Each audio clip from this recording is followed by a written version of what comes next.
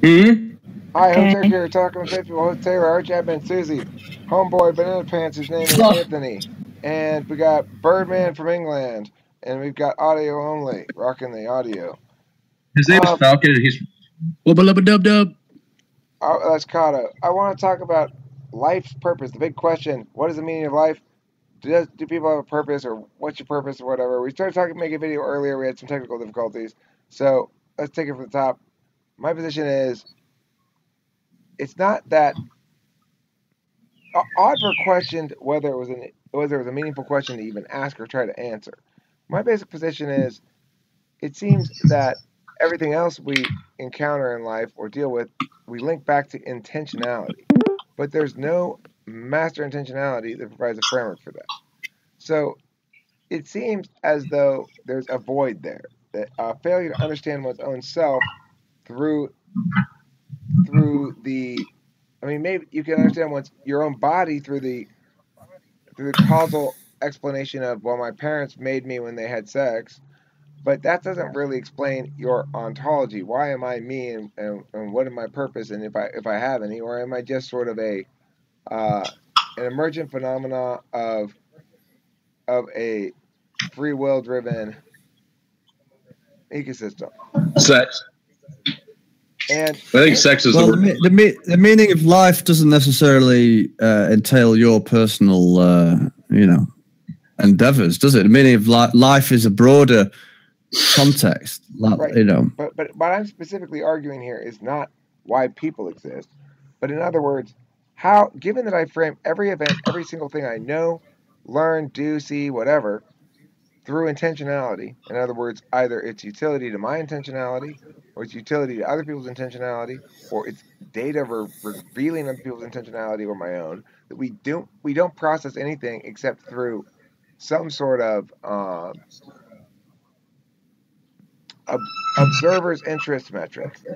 Okay, and my point would be the one exception to that would be my own ontology, which seems to lack that external third party that would necessarily intend it to be, and therefore indicate it has some sort of purpose or destiny.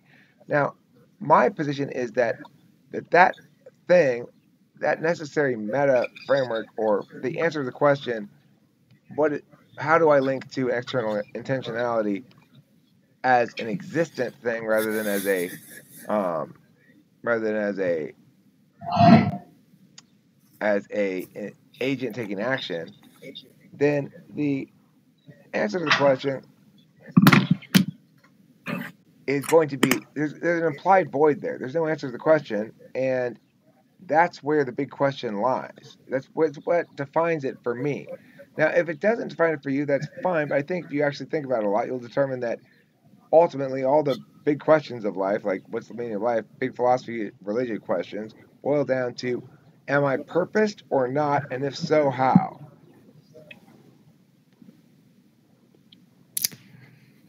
Well, again, it's the meaning of life. Life is a bigger than just the one individual. So I don't.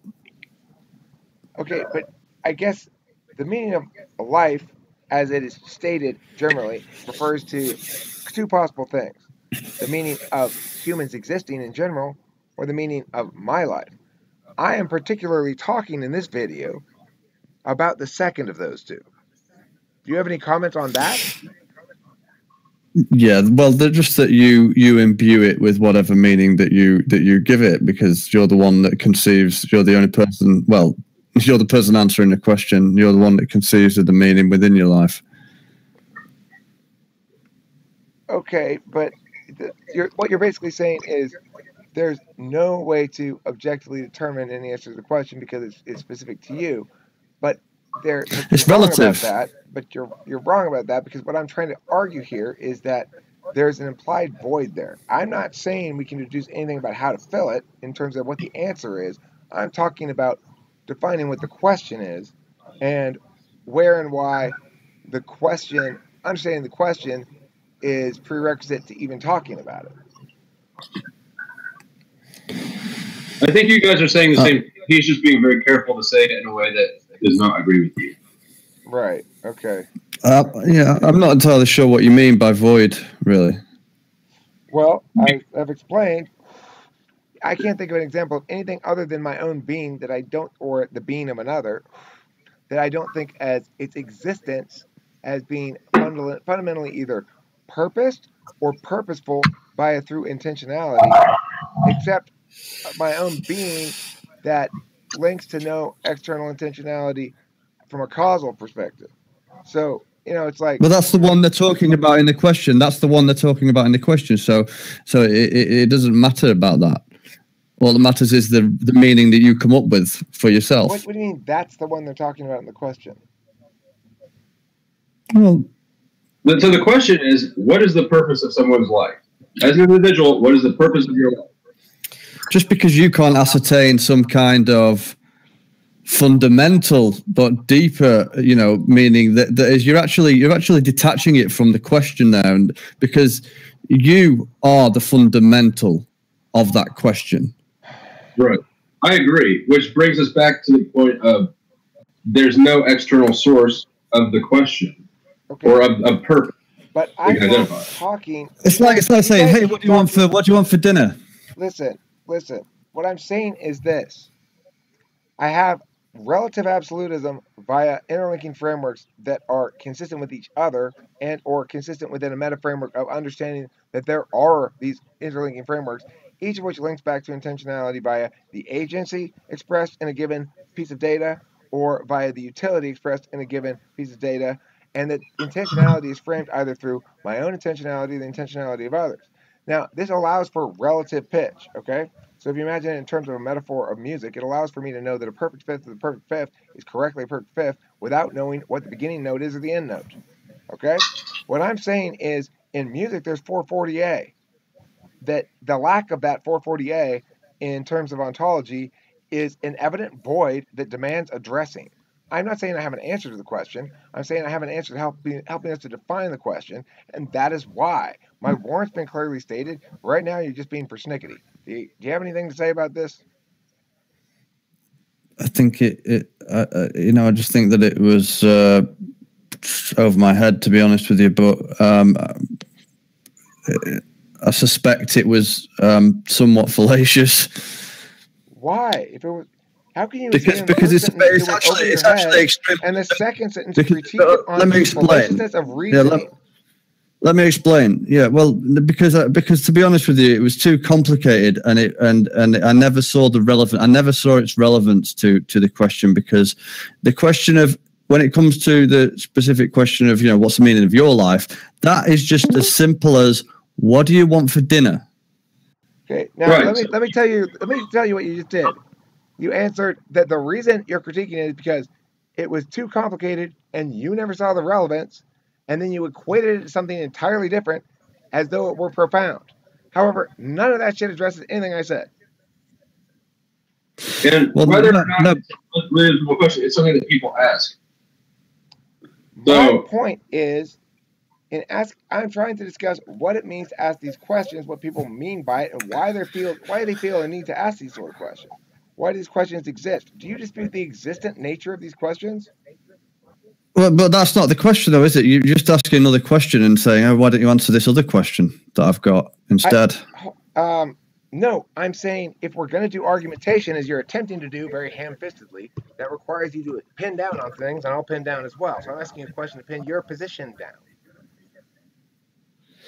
Well, frankly, I just don't think you've done a good enough job at explaining to anyone other than perhaps yourself. Okay, wait. How do you know if I did a good enough job to explain to other people? I don't get what the fuck you're talking about. So if you can explain it again, that'd be awesome. I don't get it. Taylor, can you chime in here, please? Okay, so people frequently ask or search for what their purpose is, what the meaning of their life is, why they're here, and what they're doing. That's why there's religion. That's why there's self-help books. I mean, like, it's a very common thing to observe people looking for purpose and meaning in their life externally, outside of themselves. Some purpose other than, well, I want to feel good, which is like basically my purpose. Okay. But And so the topic of this video is to discuss what it means to ask that question and what further information can we glean about why that question is asked and so forth, right? So my position on it has been stated as simply that all the various varieties of those questions are motivated by this singular exception to what's a broad rule regarding intentionality, that humans frame things by intentionality. For example, in this dispute here, I am hearing your arguments and I'm responding to them based in a general frame of your positioning the opposition to what I'm saying, and also through the general frame of like, well, he's making these arguments not actually because he's disputing what I'm saying, or not actually because he disagrees with it. It's probably a dance anonymous thing. So I'm framing it through that right there too, you know. And then additionally, why am I saying all this shit? Well, my own intentionality probably to manage perceptions, and also my genuine intentionality to try to explain what I mean. So there's what I'm saying is that our actions and the actions of others, objects in the world, and events are framed through intentionality almost without exception. There's one exception I can think of, which is ontology itself. I can understand why how my body is causally accomplished via sexual intercourse with my parents, but I can't explain in any meaningful sense why my ontology exists. You might say, as a process, my ontology doesn't really exist. It makes existence as it proceeds through time, but you didn't make that argument, so I don't know what your response actually is to what I'm saying. Except that you are complaining about my somehow, well, no matter what it is, Eric, somehow you fucked up. You explained it poorly, or it's too complicated, or you failed to convince me of its relevance without any reasoning as to why it's not relevant, or something like that, you know? You were also complaining about my point that I made, but I was right to complain because your point was bullshit and mine was well thought out. That's the difference. Jesus. Can I start a new video? Welcome to Talking About Famous People. Sure. This video is about wait. Let me stop the old one and start the new one. Hold on. Thanks for watching. Yeah. Okay.